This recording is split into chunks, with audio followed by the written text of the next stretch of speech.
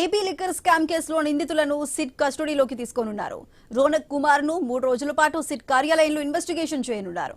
అనిల్ చోక్రాను ఒక రోజు విజయవాడ జిల్లా జైల్లో విచారించనున్నారు సిట్ అధికారులు. లిక్కర్ స్కామ్ కేసులో అరెస్ట్ అయి విజయవాడ, గుంటూరు జిల్లా జైళ్లలో రిమాండ్ ఖైదీలుగా ఉన్నారు.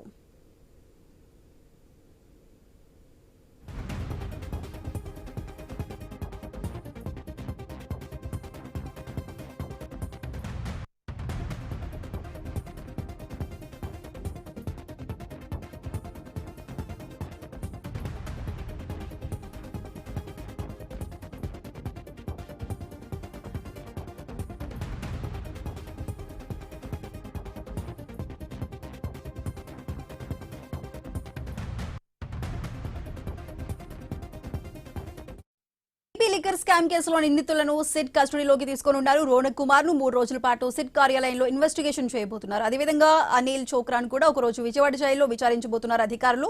దీనికి సంబంధించి పూర్తి సమాచారం మా ప్రతినిధి కాంతి అందిస్తారు. కాంతి, చెప్పండి, ఏపీ లిక్కర్ స్కామ్ లో అరెస్ట్ అయిన వారిని కస్టడీలోకి తీసుకుంది సిట్. ఏ విధంగా విచారణ ఉండబోతుంది? దీనికి సంబంధించి పూర్తి అప్డేట్స్ ఏంటి? లిక్కర్ స్కామ్ కేసులో నిందితులను సిట్ అధికారులు కస్టడీకి తీసుకున్నారు. రోనక్ కుమార్ ని 3 రోజుల పాటు సిట్ కార్యాలయంలో సిట్ అధికారులు విచారించబోతున్నారు. ఇక అనిల్ చోక్రాను ఒక రోజు పాటు విజయవాడ జిల్లా జైల్లోనే విచారించబోతుంది సిట్. అయితే ఈ లిక్కర్ స్కామ్ కి సంబంధించినంత వరకు కూడా అరెస్ట్ అయ్యి విజయవాడ, గుంటూరు జిల్లా జైల్లో రిమాండ్ ఖైదీలుగా ఉన్నటువంటి నిందితులు ఎవరైతే ఉన్నారో వారికి సంబంధించినటువంటి వీరిని కస్టడీకి ఇమ్మంటూ కోర్టులో పిటిషన్ వేశారు. ఏసీబీ కోర్టు ఇచ్చినటువంటి ఏదైతే పర్మిషన్ మేరకు వీరిని 3 రోజుల పాటు, రోనక్ కుమార్ కి 3 రోజులు, అనిల్ చోప్రాకి 1 రోజు పాటు ఈ విచారణ చేపట్టాలని కూడా ఆదేశాలు జారీ చేసింది కోర్టు. ఈ నేపథ్యంలోనే ఈ రోజు ఉదయం ఏసీబీ అధికారులు ఇద్దరిని కూడా అదుపులోకి తీసుకున్నారు. అదుపులోకి తీసుకుని సిట్ కార్యాలయానికి తీసుకొచ్చి వారి దగ్గర నుంచి కస్టడీలో తీసుకుని ఏవైతే లిక్కర్ స్కామ్ కి సంబంధించినటువంటి విషయాలు ఏవైతే ఉన్నాయో వీరి దగ్గర ఉన్నటువంటి ఇన్ఫర్మేషన్ అంతా కూడా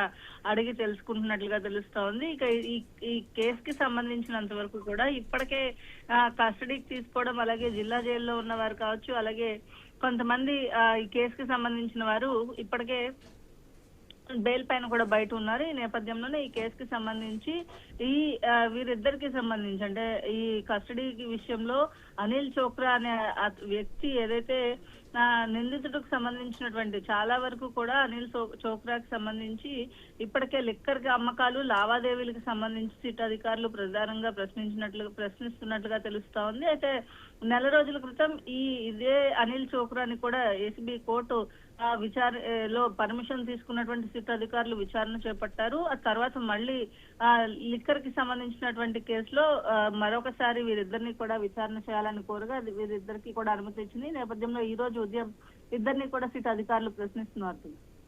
రైట్ కాంతి, థ్యాంక్ యూ.